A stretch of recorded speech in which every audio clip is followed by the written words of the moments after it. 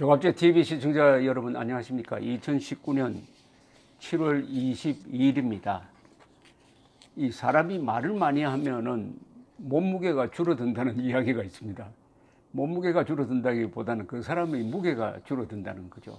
내공이 부족한 사람이 말을 많이 하면은 본전이 드러납니다. 본색이 드러납니다. 실력이 드러납니다. 지금 조국 민정수석의 대표적인 사례가 되겠습니다. 조국 민정수석은 검찰, 법원 이런 업무에 영향력이 큰 사람입니다. 이른바 억울한 사람을 많이 만든 적폐 수사를 사실상 관장했다고 이렇게 볼 수 있는 사람이고 법무부 장관으로 지금 거론되고 있습니다. 그런데 이분이 말을 하는 걸 보면 지극히 헌법 정신에 맞지 않고 사실에 맞지 않고 법 정신에 맞지 않는, 그렇다고 법률 기술자로서의 기술도 좀 의심스러운 그런 말을 하니까 말을 할 때마다 반격이 더 많이 들어옵니다. 오늘 또 언론 검색을 해보면은 온통 이 반격이 거의 농담 수준이 많아요. 이 조국 씨는 심각하게 이야기를 하는데 거기에 대한 반격은 농담, 비아냥 쪼가 많습니다. 제가 보기에는 이 지금 헌법과 법률을 위반하고 있습니다. 조국 씨는 공무원이에요. 공무원은 헌법 7조의 규정에 따라야 합니다. 모든 공무원은 국민 전체에 대한 봉사자이며 정치적으로 중립해야 된다는 것을 어기고 있습니다. 국민 전체에 대한 봉사자가 아니라 문재인 세력에 대한 봉사자, 그리고 정치적 중립은 아예 도외시하는 사람입니다. 더구나 이것을 공공연하게 소셜미디어를 통해서 공공연하게 이야기를 하고 있습니다. 지금 청와대는 그것은 사적인 영역이다 라고 이야기하는데, 아니 사적인 영역에서는 사적인 이야기를 해야 되죠. 사적인 영역에서 영화 이야기, 여행 이야기 하는 거 누가 말립니까? 그러나 사적이라고 해놓고 사적인 영역에서 공적 이야기를 하면 그게 공적 활동이 되는 거지. 이런 말장난을 청와대가 하고 있습니다. 제가 보기에는 법률, 헌법 이거 따지기 전에 헌법 7조 위반으로 다 끝나는 것이고, 이것을 법률적으로 구성할 때 어떤 범죄가 성립되느냐 하는 것은 이른바 법률 기술자들이 알아서 할 일이고, 크게 보면은 국민 협박입니다. 이 조국 씨의 분류법에 따르면은 문재인 정권의 정책 또는 대법원의 확정 판결에 이견을 제시하는 사람은 이적분자가 아니면 친일파가 됩니다. 이적분자 아니면 친일파다. 특히 이적이란 표현 속에는 그 사람을 감옥에 집어넣겠다는 강한 의지가 표현되는 게 이적이란 말입니다. 적을 돕는 사람이란 뜻인데, 여기서부터 이 조국 씨의 헌법 위반이 시작됩니다. 그럼 일본을 편들고 문재인 정권을 비판하는 게 이적이 된다? 그럼 일본이 적이냐? 일본 적이 아니죠. 우리 헌법에서 일본을 적으로 보도록 규정하지 않습니다. 우리 헌법에서 유일하게 적으로 보도록 강제하고 있는 것은 북한 노동당 정권입니다. 북한 노동당 정권이 아닌 우리의 우방국을 적으로 보도록 국민들에게 강제하고 있는 이 조국 씨, 더구나 그 분류법에 포함될 수 있는 한국 사람들이 1,000만 명이 넘어요. 여론조사에서 이번 사태는 문재인 정권의 책임이거나 한국과 일본 상방 책임이다, 한국과 일본 정권 상방 책임이다라고 말하는 사람이 한 30%가 되니까 전체 유권자를 감안할 때 1,200만 명이 됩니다. 1,200만 명을 이적 또는 친일파라고 협박하는 국민 협박죄입니다. 이거는 협박죄는 없어요. 통상적으로 하는 이야기입니다. 국민 협박에 해당합니다. 이 사태를 방조하는 문재인 대통령도 책임을 져야 합니다. 이 탄핵 사유가 될 수 있습니다. 헌법과 법률을 위반하는 자를 적극적으로 비호하고 있습니다. 오늘 나온 비판을 좀 소개를 해드리겠습니다. 김문수 씨는 페이스북을 통해서 아주 정색으로 비판을 했습니다. 지금은 토착 왜구가 아니라 토착 빨갱이를 몰아내야 할 때다. 친일은 나쁘고 반일은 좋은 건가요? 이런 질문으로 시작됩니다. 김문수 씨의 페이스북 글은 문재인 대통령, 조국 민정수석, 이해찬 민주당 대표, 이인영 원내대표의 발언을 듣고 있으면 묻지 않을 수 없습니다. 지금이 일제시대도 아닌데 왜 웬 항일 죽창투쟁을 선동하는지요? 정답은 간단합니다. 이들이 우리 민족끼리 친북 주사파들이기 때문입니다.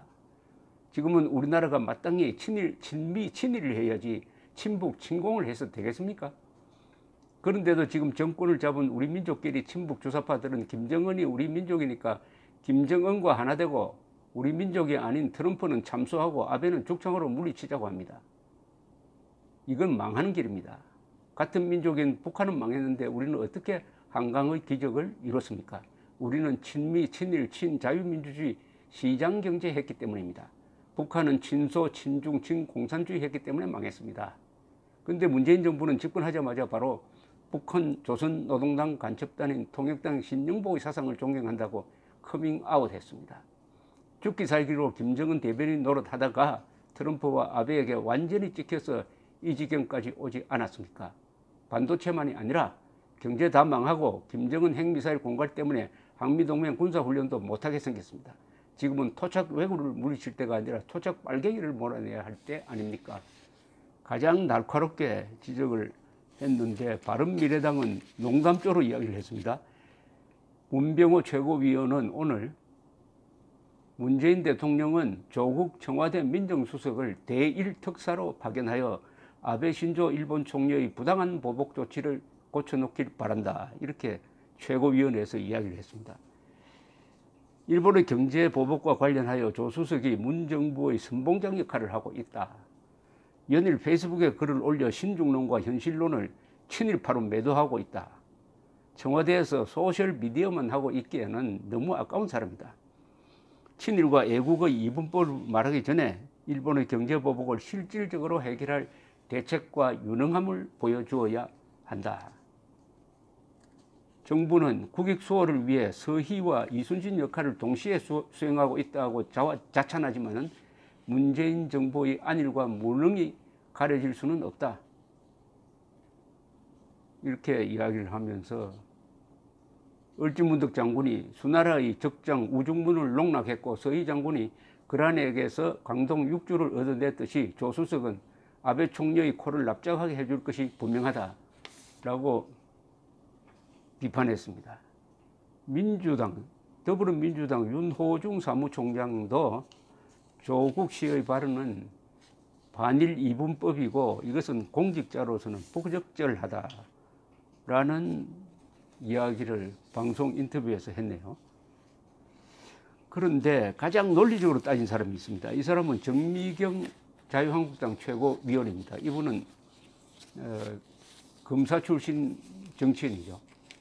현역 지금 국회의원은 아니고 최고위원입니다. 이분은 전번에 세월호 한 척으로 문재인 대통령이 성공했다.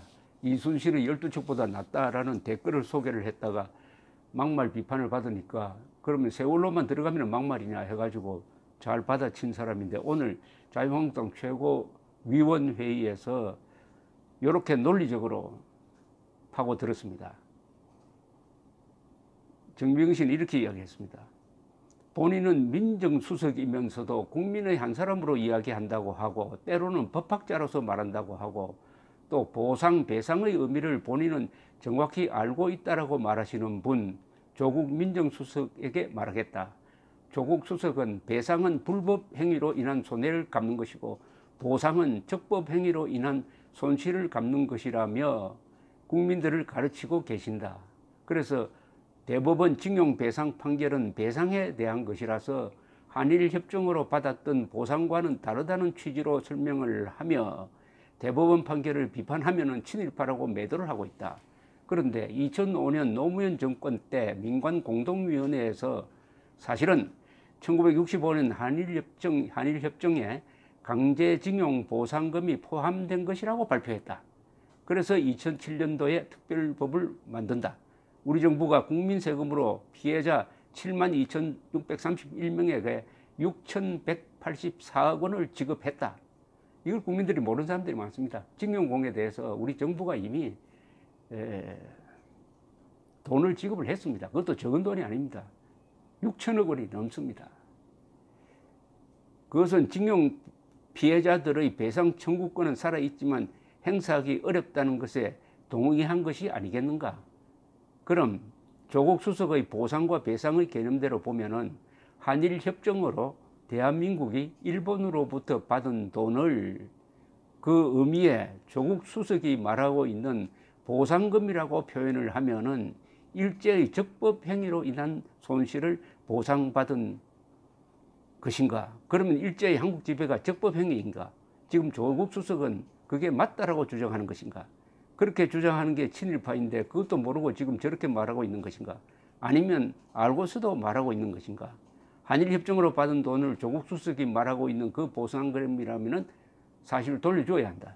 보상금 절대로 받아서는 안 되는 것이다. 2005년 노무현 정권 때 돌려주고 그때부터 다시 우리가 배상 청구해야 되는 것이다.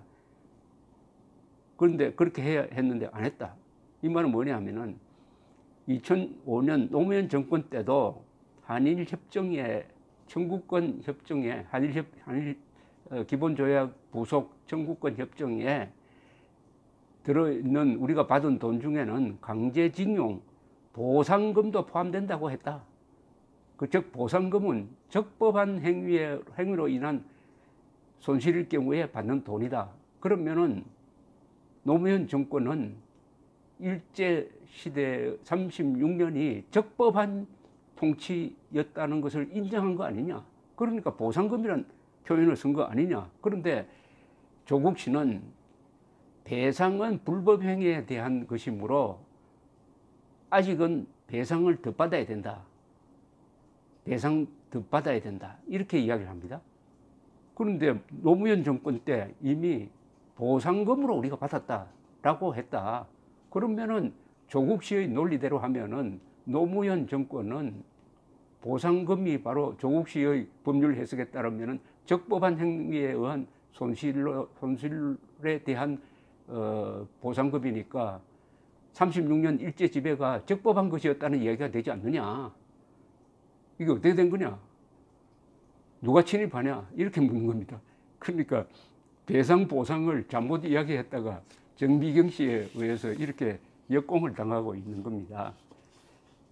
배상 보상 그거 따지지 않고 청구권 협정을 잘 읽어보면은 거기에 배상 보상 이런 개념으로 접근할 게 아니고 금전적인 거, 그러니까 재산과 관련된 청구권은 양쪽이 다 포기한다고 되어 있습니다. 양쪽이 다 포기한다고. 한국은 일본에 대해서, 일본은 한국에 대해서 다 포기한다고 되어 있으니까 배상 보상 개념으로 말장난을 해가지고 합리화 시키려고 하면은 반드시 이런 반격이 들어오게 됩니다. 이런 말장난, 더구나 법학을 종합적으로 연구하지 않고 어느 단순한 걸 가지고 전체를 규정하려고 하면 반드시 거기에 허점이 생겨가지고 오늘 정미경 최고위원처럼 조국 당신이 침입하네. 당신 논리대로 하면은 일제의 36년 통치는 적법했다는 이야기가 된다. 이런 이야기입니다. 정미경 씨는 또 이렇게 주장을 하네요. 조국 수석, 지금 우리가 잘 살게 되었다면서 일본에게 쫄지 말라고 선동하고 있다. 싸워 이겨야 한다고 선동한다. 여기에 청와대와 민주당의 속내가 그대로 담겨 있다. 국내 기업이 망가지든 말든 국가가 어찌되든 말든 내년 총선에 관한 호재를 만난 김에 국가와 기업 걱정하는 사람들을 다 친일파로 매도하여 총선에 이용하자는 그 큰 깊은 속내를 우리가 볼 수가 있었다. 자꾸 싸우자고 하는데 뭘 어떻게 싸우자는 것인가? 사실은 외교적 해결 방법이 있다. 그런데 그것 안 하고 있지 않은가? 도대체 전쟁을 하자는 것인지 뭘 어떻게 싸우는 것인가? 핵무기 개발하여 핵 위협하는 북한에 대해서는 대화해야 한다고 하던 사람들이 반일 감정을 부추기며 싸우지고 하고 부추기고 있다. 정말 청와대와 민주당은 반일 감정 부추기는 것 외에 외교적 해결 능력도 없고 해결할 의지도 없어 보인다. 뭐 이렇게 이야기했습니다. 조국 수석에 대해서 하고 싶은 이야기를 다 김문수, 바른미래당, 정미경 씨가 다 쏟아내었습니다. 요약을 하면은 도쿄에 가서 싸우라는 겁니다. 서울에서 싸우지 말고 도쿄에 가서 싸우라. 도쿄에 가서 싸우라는 겁니다. 그렇습니다.